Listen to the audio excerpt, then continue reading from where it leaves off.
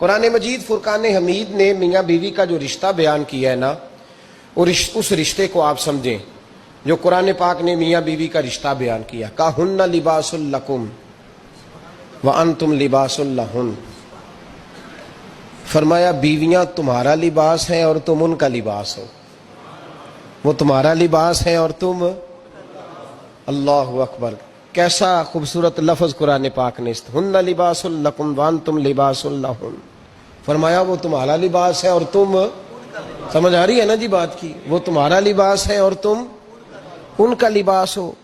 تین خوبیاں تو ہر لباس میں ہوتی ہیں، تین چیزوں کے لیے لباس پہنا جاتا ہے، تین چیزیں، تین قسم کی آسائشیں لباس میں پائی جاتی ہیں، اس پر تو تمام مفسرین کا اتفاق ہے۔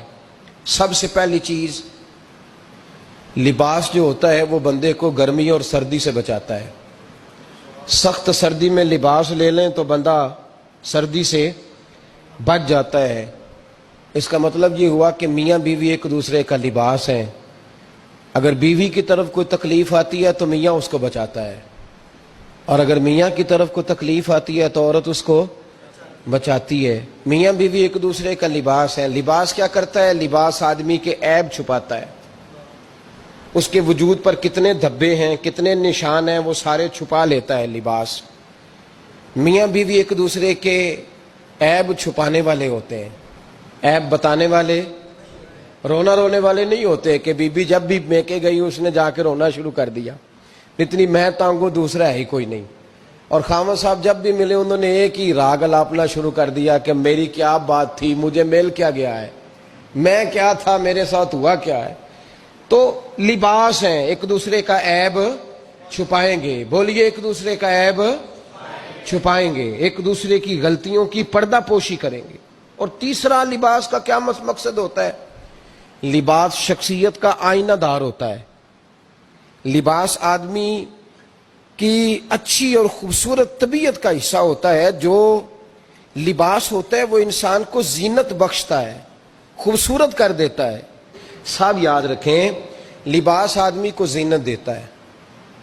قرآن مجید کے لفظوں پہ غور کرو، اگر تو شادی کے بعد بیوی کے آنے کی وجہ سے خامد کو سکون نہیں ملا تو اس کا مطلب ہے اس نے گھر کو زینت نہیں دی، اور اگر شادی کے بعد اس بچی کو تحفظ نہیں ملا، اس کو اپنے گھر کے اندر سکون نہیں ملا، تو اس کا مطلب ہے خاوند نے اسے زینت، اس لباس نے زینت نہیں دی۔ میاں بیوی ایک دوسرے کا لباس ہے۔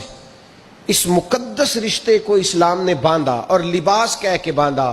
میرے رسول کریم علیہ الصلوۃ والسلام نے پہلے تو خارجی لوگوں کو منع کیا ہے۔ میری ذاتی رائے یہ ہے کہ میاں بیوی کی ذاتی لڑائی کوئی بھی نہیں ہوتی۔ ذاتی لڑائی، میری باتوں کی سمجھ تو آ رہی ہے نا آپ دوستوں؟ کوئی نہیں آ رہی؟ اللہ جزا دے آپ۔ میاں بیوی کی ذاتی لڑائی کوئی نہیں ہوتی۔ ہوتا پتہ کیا ہے؟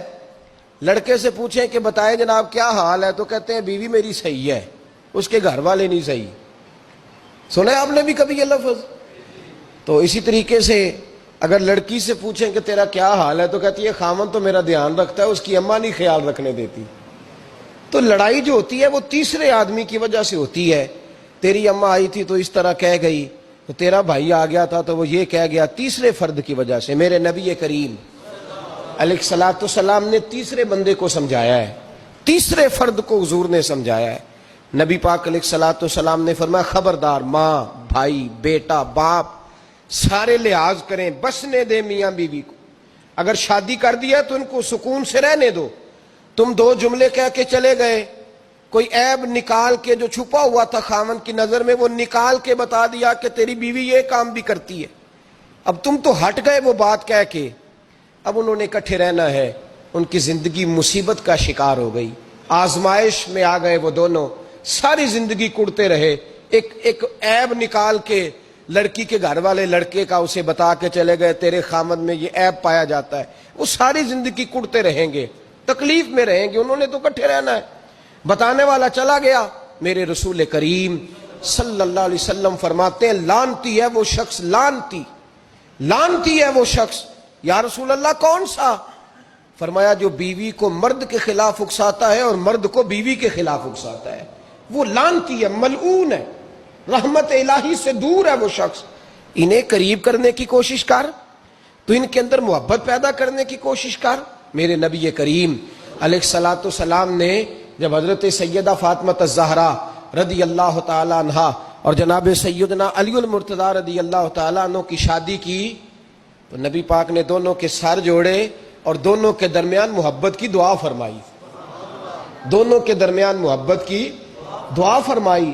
اور نبی پاک صلی اللہ علیہ وسلم حضرت فاطمہ کے سامنے جناب علی کے فضائل بیان فرماتے، اور جناب علی آتے تو نبی پاک فرماتے فاطمہ تو میرے وجود کا حصہ ہے، وہ تو میرے جگر کا ٹکڑا ہے.